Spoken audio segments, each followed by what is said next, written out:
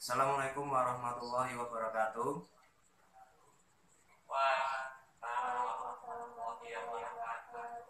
Bagaimana kabarnya anak-anak? Baik, Pak. Masih semangat ya? Ya, baik, Pak. Ya, ya. Nah, untuk memulai pelajaran kita hari ini, yang pertama kita berdoa dulu. Semoga dimudahkan dalam pemahaman dalam pembelajaran kita kali ini. Berdoa dimulai.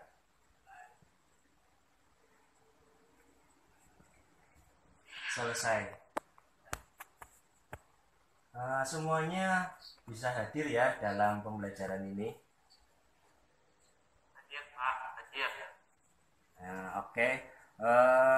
Untuk pembelajaran kita kali ini, sebelum pembelajaran, Pak Guru akan mereview kembali pelajaran yang sebelumnya, yaitu tentang proses dari kerja mesin. Apakah ada yang bisa mereview kembali proses yang terjadi pada mesin, anak-anak?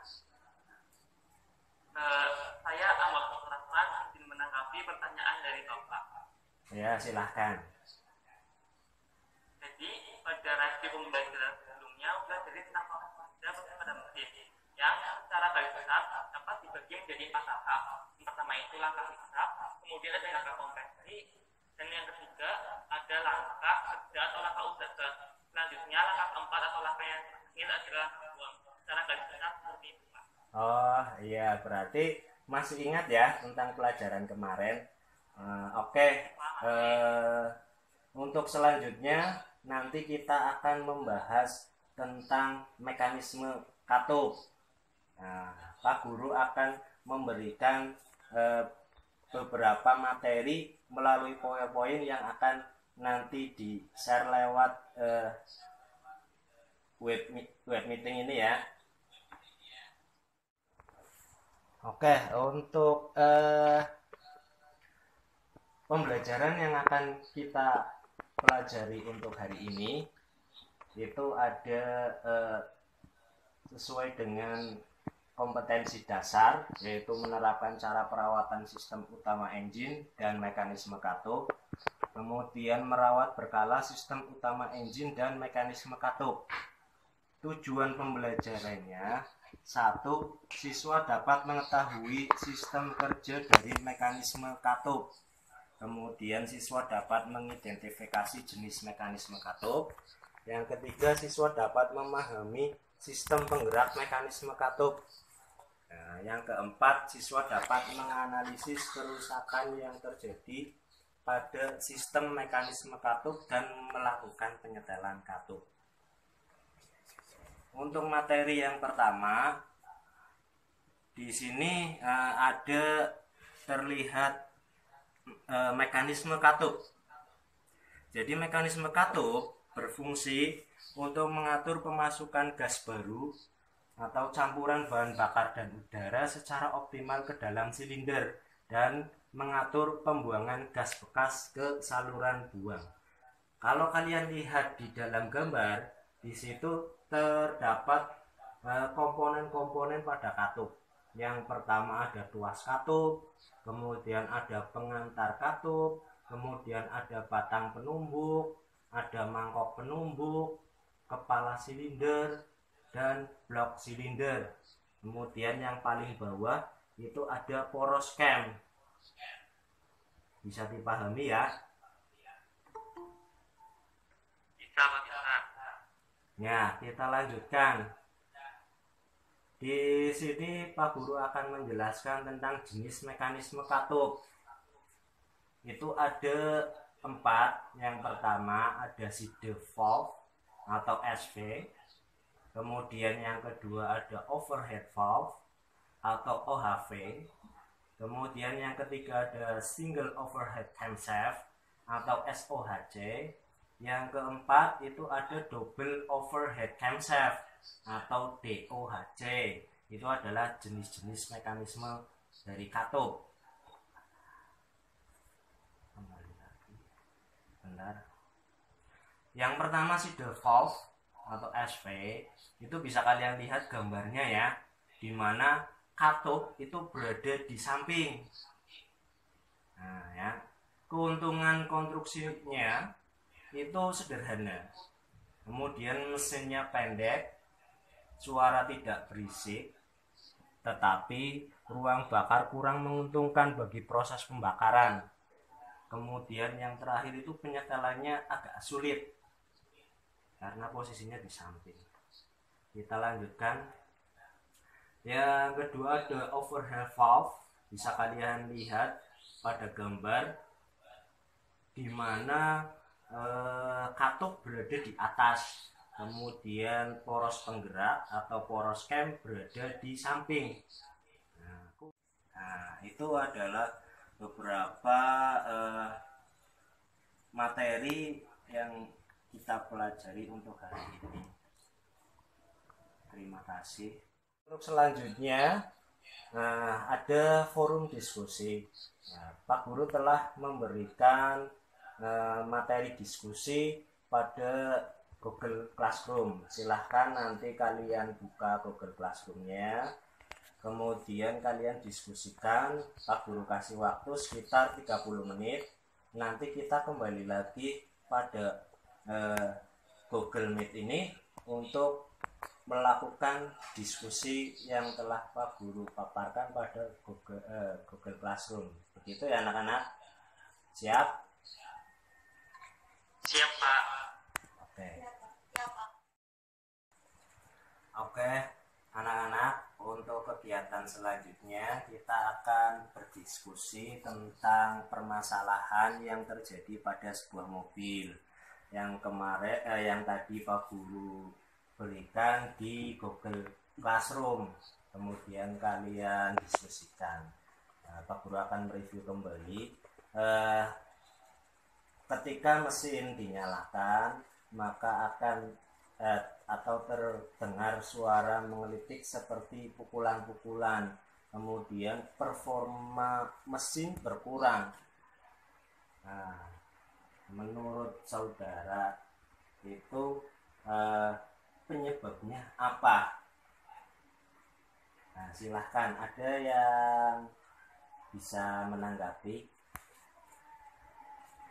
Saya Ahmad Rahman ingin menanggapi pertanyaan dari seperti yang Bapak berikan.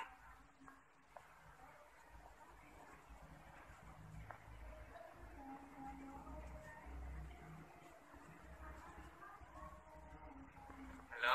Iya, silahkan Pak Fatur.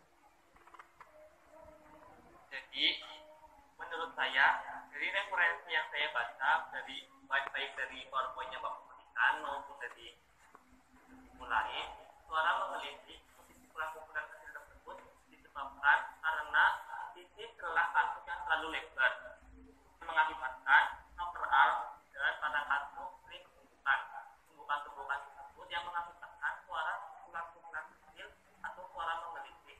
Hal tersebut juga yang mengakibatkan proses pembukaan dan penutupan pada kartu yang menjadi terganggu. Nah, pembukaan dan penutupan terganggu ini mengakibatkan proses pemasukan bahan bakar dan udara menjadi lebih sedikit, dan juga proses pengeluaran gas bisa menjadi terganggu atau tidak terbuang secara sempurna. Nah, semua proses tersebut yang terganggu ini dapat mengakibatkan pembakaran yang tidak sempurna dan juga performa mobil atau mesin jadi lebih berkurang. Terima kasih, Pak. Oh iya, bagus, Saudara Fatur Rahman. Penanggapannya cukup menjelaskan tentang permasalahan yang terjadi. Ada yang lain? Saya Kak. Iya, silahkan Salma. Izin bertanya. Kalau celah kamu lebar dapat menyebabkan bunyinya semakin kecil. Lalu apa yang terjadi jika misalkan celah atau terlalu kecil? Terima kasih. Ada yang bisa menjawab pertanyaan dari Salma? Mungkin saya saja, Pak, karena sekalian. Oh ya, Jadi, silahkan. menurut saya, karena tadi kan saya telah menjelaskan karena posisi katupnya terlalu lebar atau celah katup yang terlalu lebar. Kalau misalkan celah katup terlalu kecil, dapat mengakibatkan proses pembukaan pada katup jadi lebih lama. Nah, karena proses yang lama ini mengakibatkan proses pembakaran jadi lebih terganggu. Oleh karena itu, hal ini juga dapat menyebabkan mesin dapat bergetar dan juga proses perputaran diesel menjadi kurang stabil.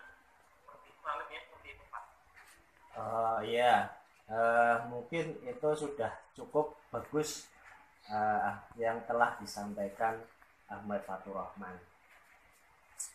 Oke, untuk diskusi Pak Guru cukupkan sekian.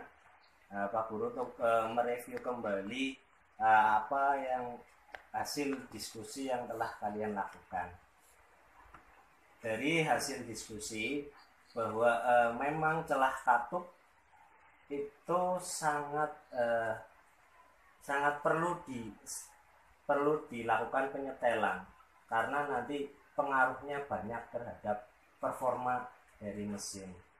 Jadi katup yang terlalu atau celah katup yang terlalu kecil ataupun terlalu lebar, bahkan tidak ada celah katup sama sekali, itu nanti berhubungan langsung dengan proses pembakaran pada mesin.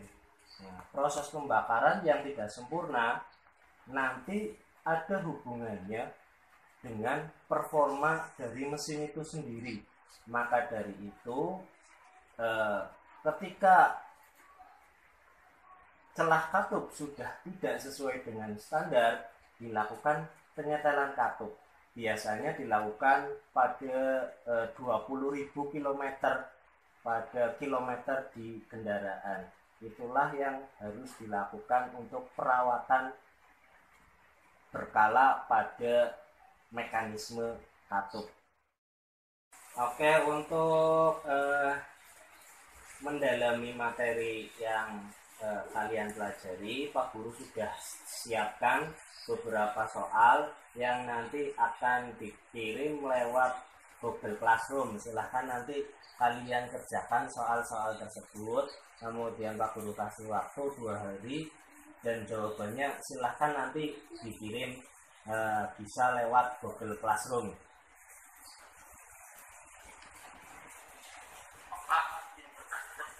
Iya, ada apa? Nanti filenya itu PDF atau Word ya, Pak? Oh iya, untuk filenya silahkan pakai dokumen boleh, pakai PDF boleh, yang penting nanti jelas dalam pengisian jawaban, begitu ya.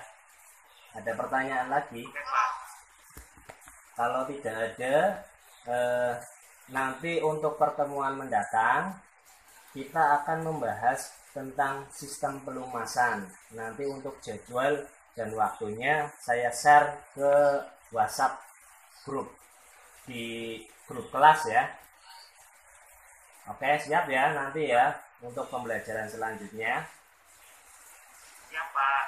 Ya, mungkin itu saja. Sebelum kita tutup pembelajaran hari ini, alangkah baiknya kita berdoa dulu.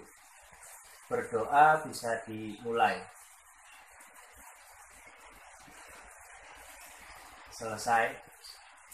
Nah, terima kasih atas kerjasamanya dan kehadirannya pada pembelajaran hari ini. Pak Guru ucapkan wassalamualaikum warahmatullahi wabarakatuh. Waalaikumsalam warahmatullahi wabarakatuh.